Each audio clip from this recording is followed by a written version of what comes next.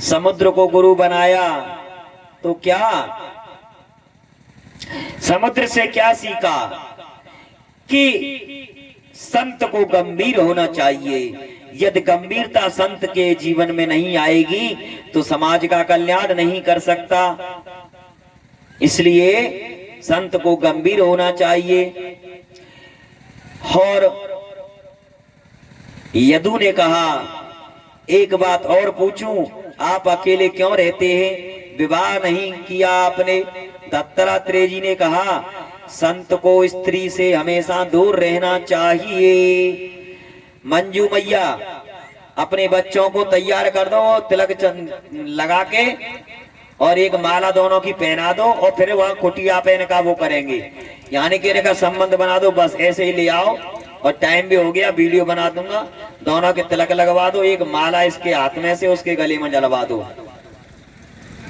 कहते हैं माला ही से तो शादी हो जाती है, कोर्ट मैरिज हो जाती है। अब तो भरमाला पैरी और गए बराती, फिर फेरा बाद में पढ़ते रहेंगे। वो काम हम अपनी कुटिया पे करते रहेंगे इनका।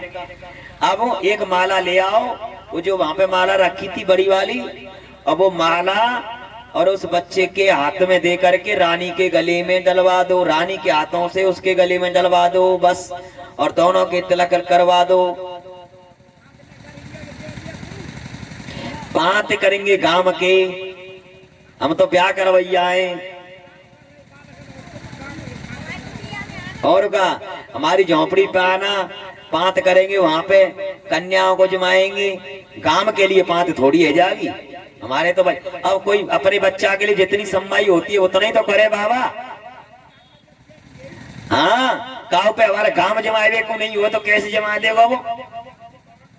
फिर अब तुम अपने बच्चा की शादी करेंगे तो तुम में जितनी सम्माई होगी विद्या की तो करेंगे कि पूरे गांव में जमावे की वो करेंगे। खेत और बिक जाओ तुम्हारो, जमाए लो गांव जो। और कहेंगे बेटा जिते का तो बिते करते, माई बाप पहले जमाने में ऐसे ही करते थे मैया। हाँ, तो तुम बार तो आई जाएंगे, तुमने हमारी भागवत सुनी है, तुम आएंगे। जो हमारे पास है बाबा उसके लिए बरसात जरूर बनवाएंगे, जरूर देंगे। गांव का इंतजाम थोड़ी घर बैठे ने पांच देंगे, हम मारो का जा रहा हूं मैया। और क्या, जो हमारे पास है बाबा उसके लिए प्रसाद जरूर मिलेगा। आप हमारे पास हो, आपके लिए जरूर प्रसाद बनेगा और आएगा। गांव का इंतजाम ना है, हमारे बराती तुम ही है, ध्यान राखियो। इसलिए दत्तात्रेय जी ने कहा कि जल्दी से रानी को ले आओ। अब ये वीडियो चल रही है, ले आओ उसको तुरंत यहाँ, उस बच्चे को ले आओ और माला ले आओ और वो थाली में वो ले आओ, इनके तिलक करवा दो दोनों का और माला जलवा दो। बस इतना ही काम करना है जल्दी। दत्तात्रेय जी ने कहा, संत को स्त्री से हमेशा दूर रहना चाहिए। भागवत में लिखा है, स्त्री को देव माया समझें। पतंगा को मैंने अपना गुरु बनाया।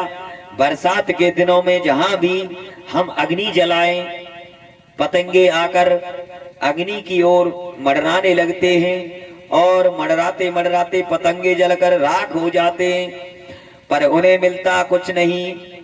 पतंगे अग्नि में आए मैया, जो घास फूस के पतंगे उड़ के आते, वो आते तो उन्हें मिलता कुछ नहीं, वो तो आकर के नष्ट हो जाते। ऐसे ही उन्हें मिलता कुछ नहीं। ये मैंने पतंगे को गुरु बनाकर सीखा, मेरे भौरे को गुरु बनाकर एक ही शिक्षा ली। आपने देखा होगा, भौरा किसी फूल पर बैठकर उसके रस को चूसता है, कभी उसको चूसता है, फूल की गंदगी को नहीं लेता। आप किसी, अरे वैसे ले आओ, ज्यादा मत करो, टाइम नहीं है इतना मुझ पे, मैं बंद कर रहा हूं जनरेटर। इसलिए मैंने भौरे को गुरु बनाकर यही बात सीखी। जैसे भौरे ने तारीख बदली, आपने देखा होगा भौरा लड़की में लकड़ी में बंद हो जाता है तो घुन्न घुन्न घुन्न भीतर से आवाज करता है, भौरा, हाँ, लकड़ी में बंद होने के बाद भू भू आवाज करता है और बल्ली में छेद कर कर बाहर निकल आता है, बल्ली में छेद करके बाहर निकल आता है। इसी प्रकार ये मैंने भौरे से सीखा। मृत्यु कब आ जाए और कोई नहीं जान सकता। और एक हमें भगवान नारायण देख रहे हैं, इसलिए भजन के लिए तारीख मत बदलो। हमारी दिनचर्या में भजन कीर्तन को भी जरूरी समझें, तो ही हमारा कल्याण होगा। जैसे हमारे लिए भोजन जरूरी है, ऑफिस जाना जरूरी है, ऐसे ही भजन जरूरी है।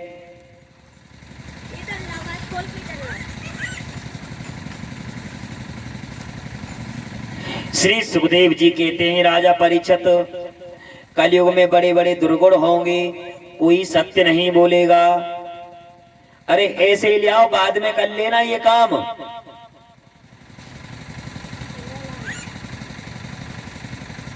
इसलिए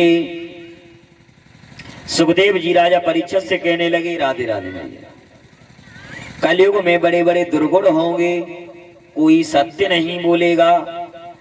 राजा ने पूछा, कलयुग में दुर्गुण ही है कि कोई सद्गुण भी है? केवल एक सद्गुण है। कलयुग केवल नामो आधारा, सुमेरे सुमेरे नारे होते रहूं पारा। कलयुग में केवल कृष्ण कीर्तन करने से मुक्ति हो जाती है। सुखदेव जी ने चारों प्रकार के प्रलयों को बताया।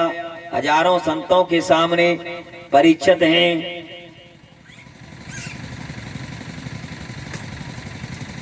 और उनके सामने सुखदेव जी हैं। श्री सुखदेव जी कहते हैं, राजन, मैंने तुम्हें भगवान की कथा सुनाई। 7 दिन पहले तुमने एक संत के गले में मरे हुए सर्प को डाल दिया और संत के तेजस्वी पुत्र ने श्राप दिया था कि 7वें दिन तक्षक सर्प डसने से तुम्हारी मृत्यु हो जाएगी। वो तक्षक आज आएगा। सभी की मृत्यु तक्षक के काटने से होती है। तक्षक ही तो काल है। राजन, मैं तुम्हें बता रहा था कि वो तक्षक तुम्हें नहीं काट सकता, शरीर को काटेगा। अब तक तुमने हमसे हजारों प्रश्न किए और मैंने जवाब भी दिया, लेकिन अब एक प्रश्न मैं तुमसे करना चाहता हूँ। परीक्षित बोले, आप मुझसे क्या प्रश्न करेंगे? सुखदेव जी बोले, ये बताओ, क्या तुम मरोगे? परीक्षित बोले, 5 मिनट हैं बस, 5 मिनट हैं बस। हाँ, सुखदेव चाहते तो मृत्यु भी टाल सकते थे, लेकिन मृत्यु का टालना समस्या का समाधान नहीं है। आत्मबोध करा देना ही मुक्ति का मार्ग प्रस्तुत करता है। सुखदेव जी खड़े हो गए। राजा परीक्षित ने श्री सुखदेव जी का पूजन किया। राज ऋषि परीक्षित ने कहा, आज मैं धन्य हो गया भगवान, आज मैं धन्य हो गया।